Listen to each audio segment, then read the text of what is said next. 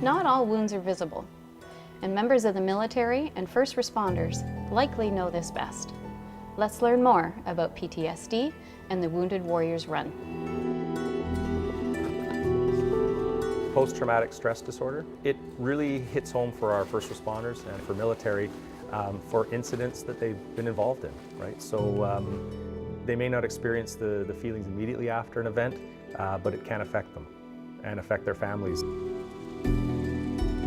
I've worked on a lot of high-profile investigations in terms of my involvement with crime scenes, the most recent being the unfortunate incident that we had in Oak Bay. I've also been privy to the investigation where Sarah Beckett was killed out in West Shore, numerous fatality collisions. Unfortunately, we have some drugs that are very potent on the road right now that are causing people to overdose through just recreational use of the drug, and it's something that's very frightening to us as a policing agency. Not only do we have to do a good job in the investigation, but we also have to do a good job making sure that we're looking after ourselves when we take care of investigations of that nature. It was Greater Victoria Police Victim Services that I volunteered with, and yeah, some of the things that we ended up being a part of were traumatic and did have effect. And then sort of all the way through, right? I've had, everyone has a lot of events in their lives, but there's always a few that still have that hold on you. I myself am a survivor of post-traumatic stress, anxiety and depression. I know what it is to live with that. I would never suggest that I would say to any sufferer that I know how they feel. I can certainly empathize with them and their families and what that is to have that third entity, PTSD, living in the family. If you bottle all the nastiness that we see in law enforcement, if you bottle that up, it's going to eat you alive, and it's unfortunately led to a number of suicides, not only in the military circles, but also within the first responder circle. So if you don't deal with it, it's something that's not going to go away.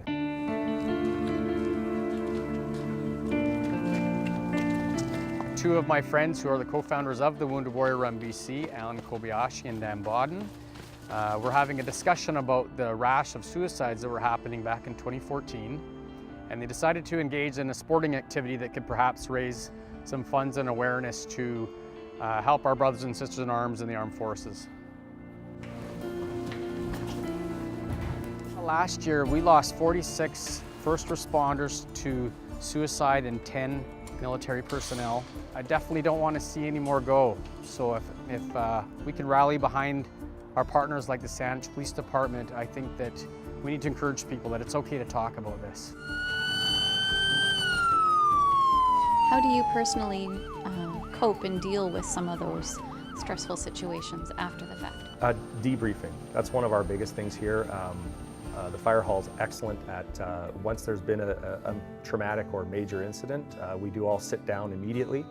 We don't go home, we don't stop and pass go. We immediately go in, we sit down as a group and talk about what we saw, how things have affected us immediately, and then we touch base with each other. We'll call. This organization is very good in that we have CISM support, which is basically a peer support program that we have, where we can talk to folks that have been trained to deal with stressful situations and such. We also have positions like mine within the forensic identification section are deemed high risk because of the scenes that we go to. So we have annual psychological checkups that we have to go to as well to make sure that we're adjusting well and that we have a professional psychologist to talk to. You're not alone. We're in this together. We believe that all of us are in this together. And there's so many ways to give, and there's so many ways to help, and there's so many ways to reach out if anybody needs it. And we want to make sure people understand there's a place to go, that there is a solution, and we're here to share that. My biggest breakthrough is through group therapy. When I got to sit with others, and I was a little uncomfortable sitting with some RCMP members at the beginning of my group therapy, but we quickly realized that there is a bond, there is a union there. It doesn't matter which uniform you necessarily wear, but there are a lot of commonalities that we had. And in sharing, we learned as much from each other as we did from the practitioners. We go to a lot of scenes that are horrific. Our members are human, just like the military, and within the policing community and the fire community, ambulance as well. We have to find a way to deal with those images that we have in our heads after we attend these scenes, and this is a great support network, not only for the military folks, but also for all the first responders. There's a long list of resources that are available through Wounded Warriors that allow us to seek the support that we need when we're dealing with those difficult situations. I'm impressed. Those are really heavy. The difference with Wounded Warriors Canada is that they really do cover all angles of treatments. And so they've spent quite a bit of time researching what is the best way to treat PTSD. One of them is called COPE. It's called Couples Overcoming PTSD Every Day. There's another program called the Trauma Resiliency Program.